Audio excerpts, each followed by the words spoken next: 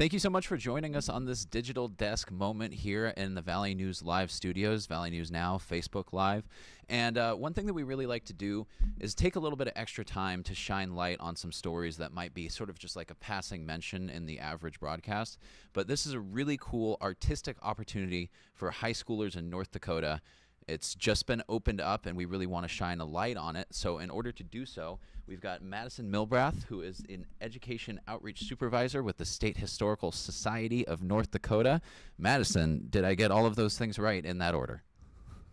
Yes, you did. How are you doing today? Now, tell me just a little bit about the nuts and bolts here. This is Teen Takeover. Um, just tell me a little bit about what is kind of expected here. You know, what sort of pieces are going to be submitted, the age range that is going to be involved in this contest. Give me just the basic breakdown of this. Yeah. Well, Teen Takeover is a brand new program for us. This last fall was our very first entry season, and this spring we had our inaugural finalist showcase. And our hope is that throughout the years, we will continue to create these opportunities for teens to express their views and ideas. And we can reflect those back into our community through the museum. So this year we have a theme about what does North Dakota mean to me? Last year we asked about what is community, and we got these really wonderful reflections about the immediate communities that the participants resided in. And this year we hope to broaden that out some and see our connectedness by asking what does North Dakota mean to me, and pick up how teenagers view themselves in the whole context of our community. Very We cool. also Very have cool. this So all it opportunity. says. Oh, sorry, I didn't mean to cut you off there. Go ahead. So the email that came out mentioned it being an original artistic creation, and I've looked at the form a little bit. It definitely has a lot of variety as to what this artistic creation can be. It says, 2D, 3D, all different kinds of mediums and such like that. So what sorts of entries are you anticipating getting? What sort of artwork normally is part of the Teen Takeover? And how creative exactly can the kids be with these entries? Well, we're looking for anything that we can hang on the wall in a frame. So we're really open to these kind of more 2D expressions, such as poems, short stories, any visual arts like photo collages, but it could also be a painting, a drawing, a comic strip, really any form of authentic 2D art that a teen feels they can best portray what expresses what North Dakota means to them. And how do you feel about like getting this underway and being able to give an artistic space for teens to express themselves in this fashion? Because I mean, this is brand new. This is the second year. So it must be kind of, important to you to foster this type of artistic expression. Just tell me a little bit about what that means to you personally, and the impetus for this coming from the heart. Well, it's incredibly valuable. I mean, history needs to reflect all voices and all perspectives, and that includes our youth.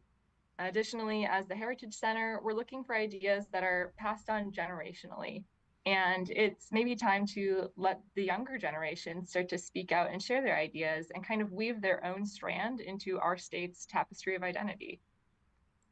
Beautifully put. I know this is maybe slightly a curveball, but it's just something that came up in my mind right now. I know you mentioned the entries that you had gotten previously. I was kind of interested in showcasing this out here in Fargo because with the State Historical Society being in Bismarck, I feel like it might be something that didn't have the reach to make it out here. So did you have submissions from Fargo in the past, or has it been more from your immediate area? Um, the furthest east would have been from Spiritwood last year. Okay. Well, that's good then. I'm hoping that somebody sees this and catches wind of it and something, and we can get more entries that encompass the entire state, because it is important to have everybody talk about what North Dakota means to them if it is going to be about the state as a whole. Yeah. Um, now, let's do a little bit of nuts and bolts. The deadline for submissions and what the timeline is for the upcoming showcase in 2025.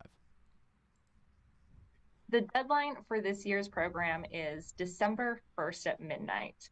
After that, throughout the month of December, our projects will enter review. And by the start of January, roughly, the finalists will be selected. And at that time, we'll begin to collect and loan works to the museum as needed. Then in the spring, all of the finalists' work will be displayed, and we'll even select a grand champion, announce the grand champion at the opening ceremony of the showcase. All finalists and the grand champion can expect their work to stay on display throughout the spring at the North Dakota Heritage Center and State Museum. All right, phenomenal. Well, that basically touches on all the stuff that I was going to ask regarding, the importance of the contest and then exactly how people can get involved. It's open now, so got time until the end of the year for everyone to get their entries in and hopefully have a large swath of pieces for you to choose from. Is there anything that I didn't ask about the contest that you wanted to throw out there? Something else I forgot to mention, but it's a fun little addition, is that there's actually prize money attached to it as well. And the grand champion that we select for the year will be awarded $150 from the State Historical Society of North Dakota's foundation.